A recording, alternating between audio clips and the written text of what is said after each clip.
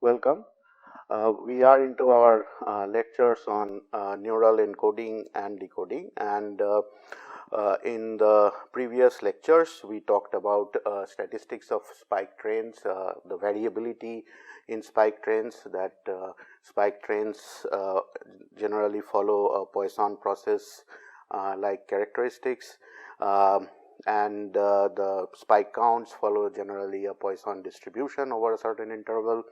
And we also discussed about defining stimuli as random variables or random processes depending on the situation, and how we will be treating the stimulus world in the case of encoding and decoding as a random variable or random process, and how we will then try to connect it with another random variable or random process, which is the spike trains. When I say random variable, the response space, if it is simply spike count over a certain window in response to a stimulus whose parameters are changing, then the response is simply a random variable, which is the spike count in response given a particular stimulus. However, in general it will be a random process because we are recording from spike trains, and we discussed the issue where the response measure is based on a response rate in a time window, and the size of the window can vary and go down to very small values, and even be a continuous time process or a point process in continuous time. So, in order to go on further, what is it that we want to understand about the relationship between, let us say, the stimulus and the response? One way to approach is a descriptive kind of relationship, which simply tells us what the receptive field of a neuron is. So, if we are recording from a sensory neuron in an intact animal, let us say either an auditory neuron in the auditory pathway, which you are familiar with in terms of an hierarchical pathway, or the visual pathway, or somatosensory. These three, as you may recall, are the parametrizable or parametric stimulus, physical stimuli, and we also have the chemical stimuli, which are olfaction and gustation, where we do not have a parameterization of the stimulus space. So, these have no parameterization possible so far. So, essentially in these cases we have to resort to this idea that a neuron responds to odorant A and odorant B of a set of odorants A, B, C, D, let us say, and maybe we can also add to it that to the odorant A, the neuron responds with a certain number of spikes per second, and to the odorant B with another certain number of spikes per second, or even talk about a temporal pattern of spikes, that is by changing the time window of binning of the response space. So, along those lines, even in the auditory and visual and somatosensory stimuli, we can have a descriptive definition of the receptive field. That is how it actually all started. So, for example, we can have let us say we are recording from a visual neuron, and we are representing in this rectangle the entire visual field of view in front of us, and or the animal from which recording is being performed, and we are essentially getting spikes, and now we start to flashlights at a small resolution along this entire window, and we measure the number of spikes occurring to light flashes in each of those positions x and y. And we find that in this particular region, that is when we have flashes of light here or anywhere within this circular region, the neuron responds to the light flashes. Then this circular or region is sort of the receptive field of the neuron that we are recording from. So, there are a few things here. One is the number of spikes. We said that the neuron responds, and so with it, as in we discussed in the previous lecture, we must have a response measure. That is essentially, for now, it is the time window or time resolution of the response. And the other thing is how to understand that there is a response. So, let us think of it in this way, that there are spikes occurring in neurons spontaneously as well. So, that is without any stimulation, due to simply noise or other fluctuations going on from other connections coming in where there is activity, we have spiking as a baseline. So, let us say we are recording and we obtain spikes at certain windows. So, this time period, let us say, is the baseline, or in other words, during this period we are not doing any stimulation, and let us say in this period the light flashes are coming on, and here also we find spikes occurring at certain intervals, and then it responds again with its spontaneous activity. So, to conclude that there is a response here in response to the stimulus in this particular window. So, this is the stimulus. We have to compare it with the baseline where there is no stimulus, and assume that preceding stimuli even before the baseline are in no way affecting the responses in the baseline.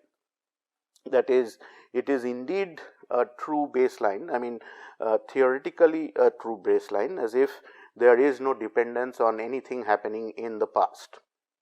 So, to compare, since we know that these are random variables, that is the spike count in an equal sized window in the baseline as the stimulus window. So, let us say this is the stimulus window and this is our baseline window, the cyan and the red, they are of equal sizes.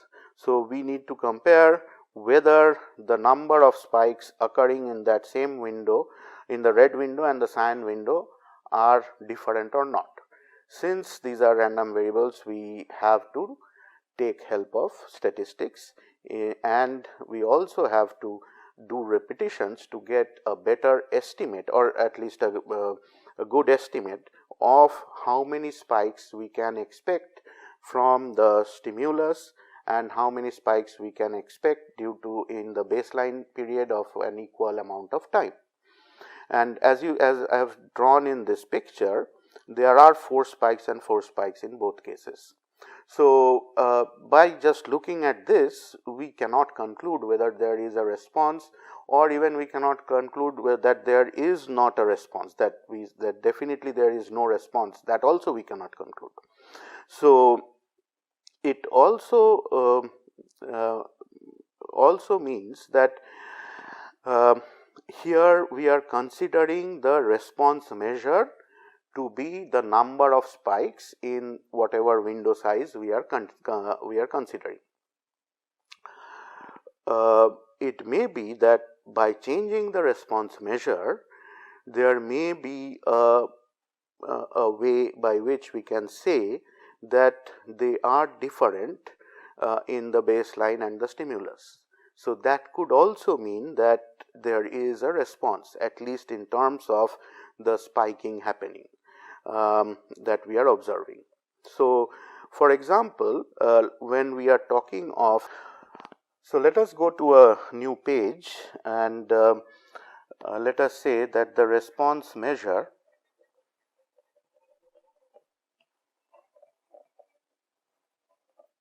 is spike count, or simply the average firing rate, which is the number of spikes by the time window that we have. So we perform this stimulus presentation over and over again on multiple trials. Let us say we repeat 1, 2, this is the ith trial, let us say we do capital N trials. So how many trials we need to do also depends on how variable the responses are, and based on knowledge from previous experiments and so on, we have an idea for the structure that we are recording from, how many repetitions are good enough. In other ways, you can also think of it in this way, that if we see that by increasing the number of repetitions, we are not changing the response spike count, average response spike count or average response rate, then whenever at whatever capital N we are seeing a sort of convergence of the rate of spikes, we can consider that we have sufficient number of repetitions. And similarly, preceding each of those repetitions, we will again have a baseline period, which we had in the cyan lines. And so we have a rate B1 in baseline, rate or spike count B2, I am using it interchangeably here, and rate BI and BN, B capital N. Similarly, we have in the response window R1, R2, Ri and R capital N. So now we have to ask this question, whether this set of responses or baseline values and these set of responses, they are significantly different or not. So remember that a response can be an increase from baseline, can also be a decrease from baseline. That is, the neuron may be inhibited due to a stimulus, and it may be inhibited significantly such that the number of spikes occurring is lower than baseline, substantially lower than baseline. Or if a stimulus is exciting it, it may be above the baseline. So these we do based on a statistical test, hypothesis test, where we simply ask the question whether the mean of the observations R1 to Rn is higher than, or first is different from the baseline observations B1 to B capital N. And we basically now compare the means of these two. So we have statistical methods for it. Usually we use a t-test, assuming that the distribution is Gaussian like, which is the case when we have a sufficiently large spike rate, and we assume that the rate is a continuous random variable.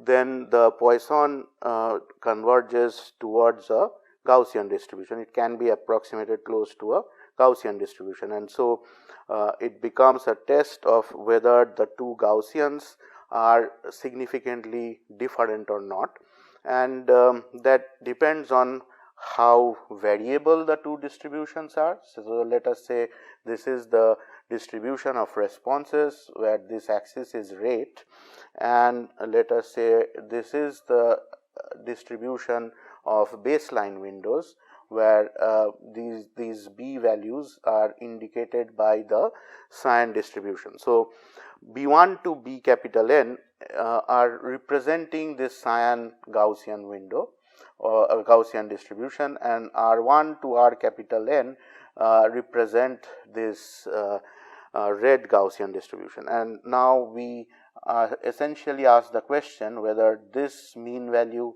and this mean value are significantly different or not, and that depends on how much overlapping region we have in this region. That is because that is the region where if we observe a rate in this particular range, then we cannot be sure whether it came from the baseline or whether it is same as the baseline, that is came from the baseline distribution, or it came from the red distribution or the response distribution. Obviously, if the rates are in this range, which it is highly unlikely that the number of spikes, the number of spikes observed come from the baseline distribution, or that there is probably a response in there. And if the observations are in this range, we can obviously be sure that it is coming from the baseline. But again, there may be another window where we can say that the responses, if it were much lower than that, if there was a red distribution on the left, then it would be lower than the baseline distribution. In this case, it is on the right hand side, so we are not worried about that part. So it is an excitatory response. So the details of the measures that are involved in calculating this, whether there is a significant response or not, that is a statistical problem, and we have functions in available to us by which we can do this statistical comparison and say with certain confidence or with a certain probability that indeed there is a response. And usually we use a confidence level of 95%, sometimes 99%, and there are variety of corrections that need to be done in terms of how many comparisons are made and so on, which are a separate issue. We will touch on them later on when we are discussing about discrimination. And so from those kind of tests, we can conclude that there is a response or not. And so if there is no response, that is, if the rates, the mean rates are the same, or the baseline distributions and the red distribution are highly overlapping, and so we cannot say with confidence that there is a response, then we can only conclude to this point that there is no response if we consider rate as the response measure, that is the overall rate over the entire time window, which is essentially the spike count also during that entire time window of the stimulus. We are assuming that the time windows are constant, are same in the baseline and in the stimulus period and in every trial. So it may be, as I was saying, that there is a difference in the responses at a finer resolution of time, and that comparison requires further kind of measures, where we will be talking about them later on when we discuss discrimination along the same line, and say that okay, these are discriminated by the neuron in terms of the responses produced and the timing of the spikes. So for the most part, when we are considering rate response, we do not pay attention to the specific time of the spiking, and so it is, the response is independent of where the spiking occurred, which is what it is when we have a fixed Poisson process, that is with a fixed rate, a homogeneous Poisson process. And in the other case, we can have an inhomogeneous Poisson process. So in the homogeneous Poisson process, we have a fixed lambda in the response period and the fixed lambda in the baseline period, which is what we were comparing here. This is the lambda r estimated from the data, this is the lambda baseline estimated from the data.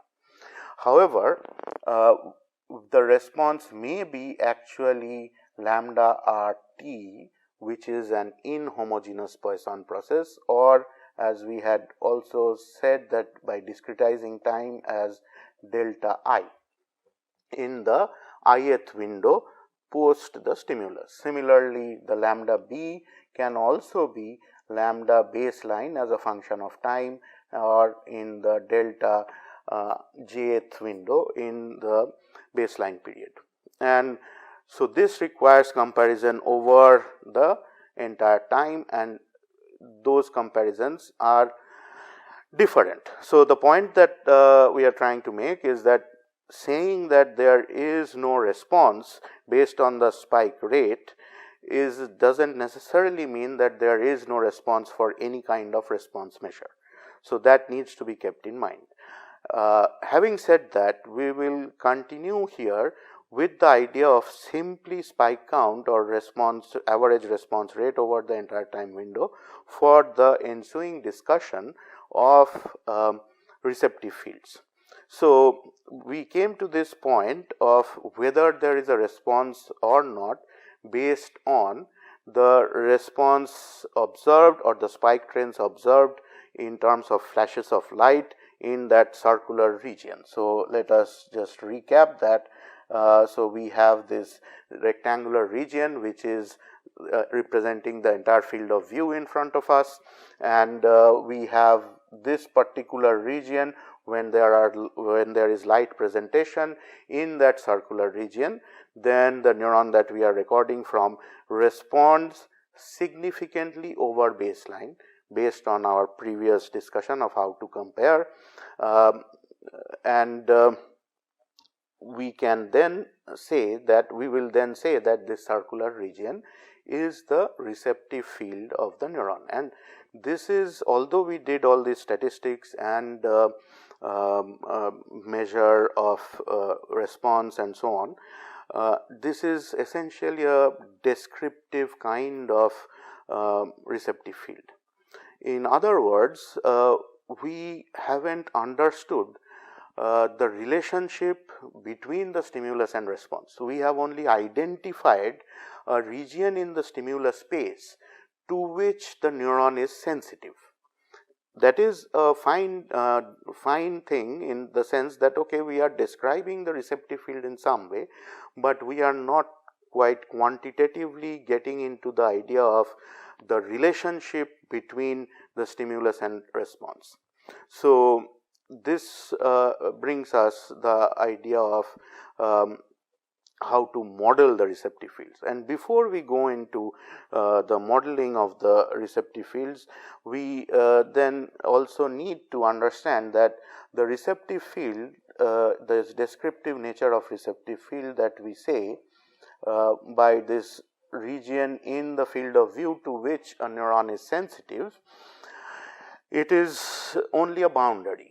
So, there may be specific features in the stimulus, that is the way the flashes are occurring overall together in that entire receptive field, to which the neuron may be extra sensitive.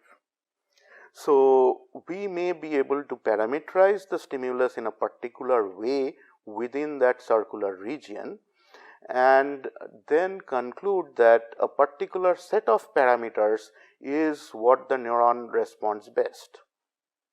So, for example, since we are discussing about the visual system, in the visual system what long ago Hubel and Wiesel showed that in the visual cortex there are neurons that respond to oriented bars of light. So, essentially, if in this region we have a bar of light, let us say we found that round circular receptive field region, now we are qualifying it further as to what within that region describes the response of the neuron best, or at least what kind of stimulus within that region makes that neuron fire the most or produce the maximum firing rate, or how varying the parameters within the receptive field, that circular receptive field, the neuron's responses are changing.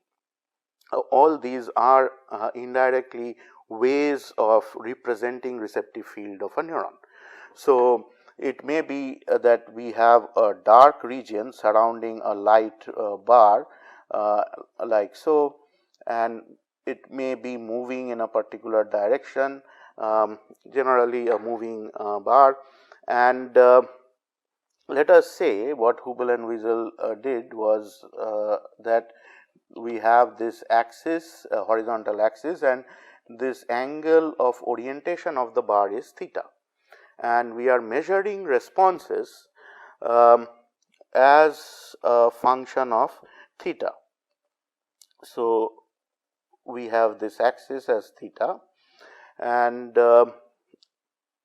if the orientation can vary between 0 to pi, or actually 0 to 2 pi if we consider the direction of motion as well.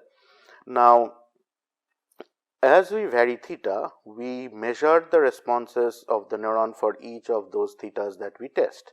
Maybe that 0, then 22.5, then pi by 4, then 75 degree, 67.5 degrees, and pi by 2, and so on. So, basically we are dividing the 0 to pi into 8 specific or 9 specific stimuli. The parameters, that is the theta in this case, is being changed from 0 to pi in discrete steps, and we measured the rate of response for the 0 angle. So, when the bar in that circle is horizontal, and then it is tilted, and in this case it is vertical, and in this case it is again horizontal, and we plot the number of spikes or rate, assuming the duration is same, along at these points. And what we find in these visual cortex neurons that are simple cells, that they respond with a peak at a particular angle of orientation, and this is called this is known as orientation tuning. That is, neurons are tuned to a particular orientation of the light bar, and this also is a description of a receptive field of that neuron. That is, which essentially says that it responds strongest to a 67.5 degree oriented bar with spike count as the response measure. However, this does not answer the question that if there were 2 bars in there, that is, one a horizontal bar. So, let us draw it separately. Let us say this is the round region. Let us say now the stimulus is something that is a horizontal bar and a bar at 45 degrees, let us say, these two together. So, this also can be a stimulus, but the answer to the question that what would the response of the neuron be to this kind of a stimulus cannot be obtained from this description of the receptive field. So, we need better models in order to be able to describe, or better definitions of receptive field in order to be able to describe the relation between the stimulus and response in a more complete sense. I am not saying that we will be able to always be able to do this accurately for every neuron, but the objective here is to define the receptive field as a model of the neuron in terms of its response as a function of stimulus parameters or multiple stimulus parameters. So, the first thing about it is that it is not that the response is going to be what the response is at 45 degree and what the response is at 0 degree, and you add them up together.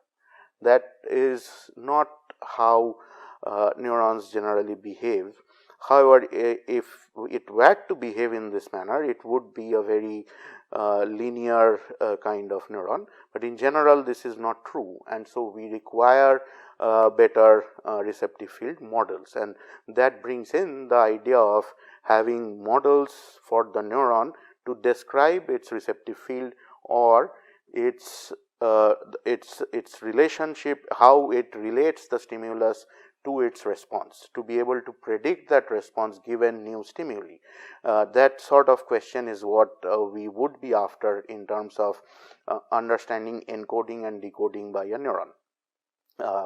So, in the next lecture we will start with this basic idea of building models. We will start with what I just described as the linear